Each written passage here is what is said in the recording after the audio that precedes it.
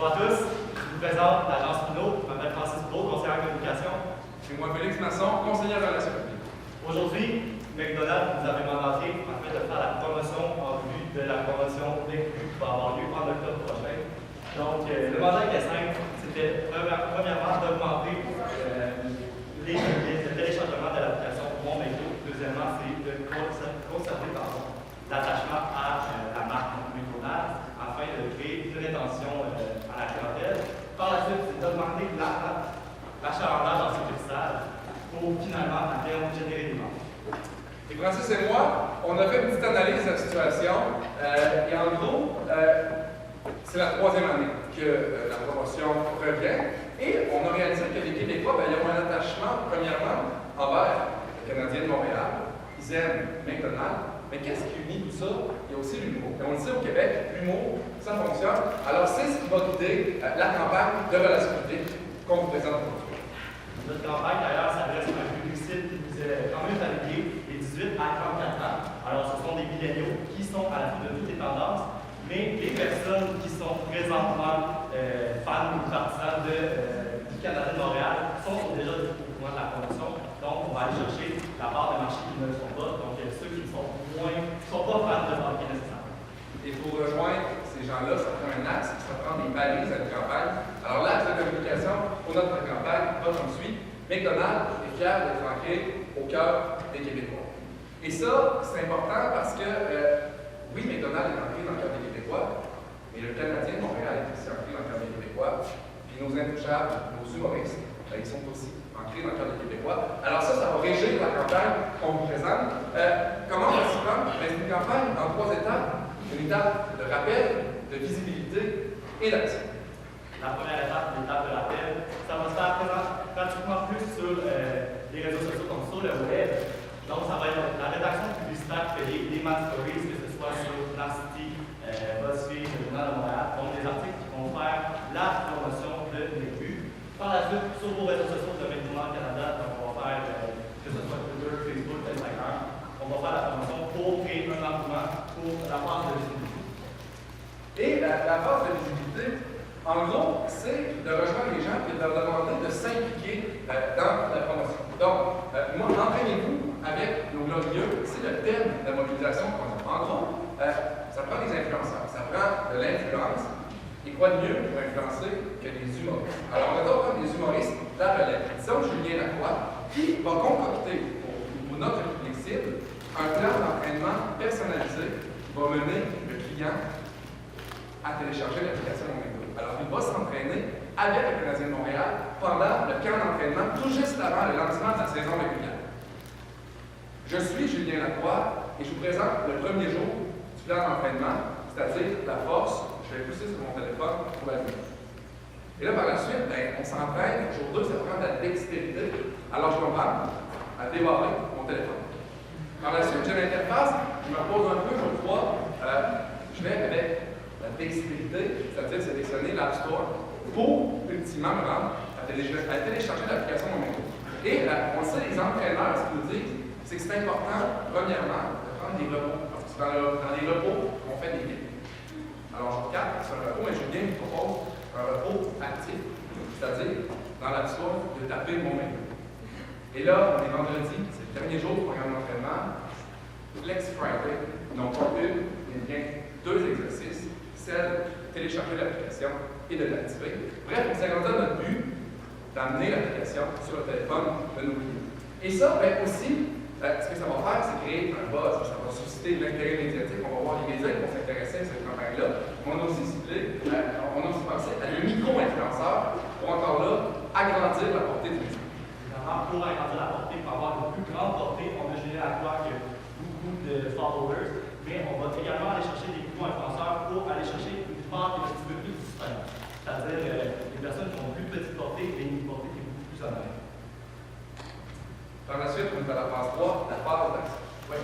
Donc, la première journée du premier match de la saison du Canadien, on va distribuer une visite gratuite à toutes les clients en succursale.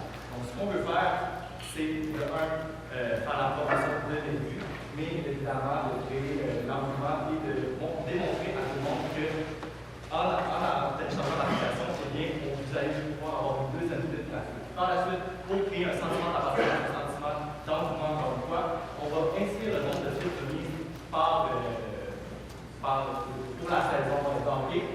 finalement, on passe à les Uber Eats de ce monde, les skips de Dishes, on va distribuer des clients avec à inviter les gens à télécharger l'application et faire la promotion de nous.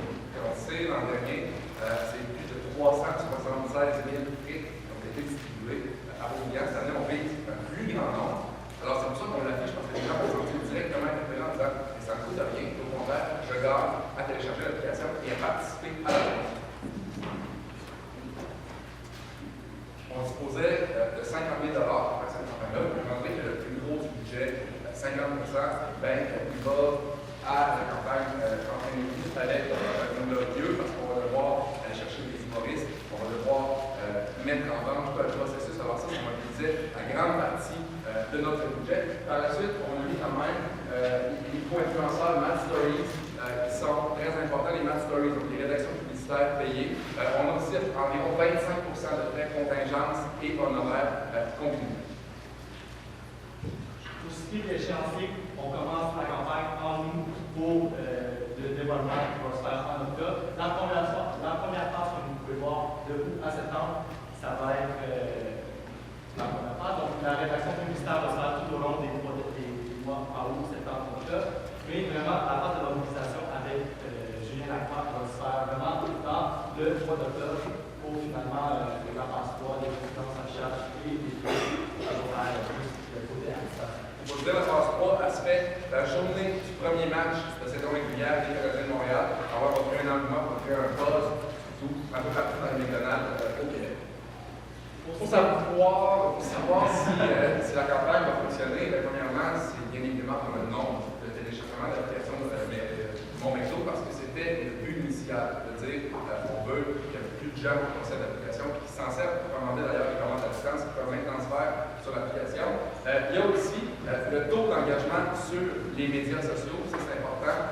Commentaires, mentions j'aime, partage, ça me donne une idée globale de comment a été la campagne, finalement le nombre de ventes et le taux de conversion de frites gratuites. Ce qu'on vous présente aujourd'hui, c'est une campagne qui est intégrée un peu 360 sur les réseaux sociaux.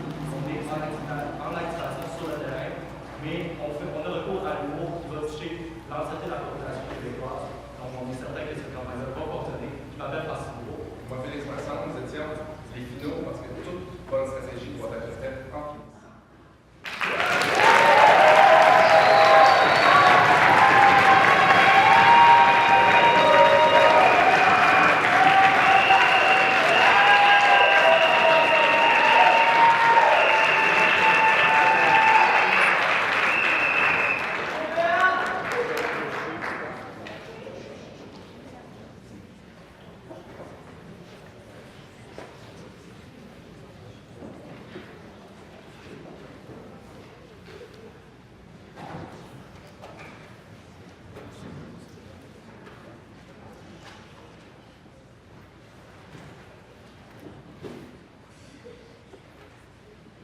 Alors bonjour, vous lancez aujourd'hui pour la 3e année consécutive le programme McBu. Vous pouvez nous parler un petit peu de ce que c'est McBu?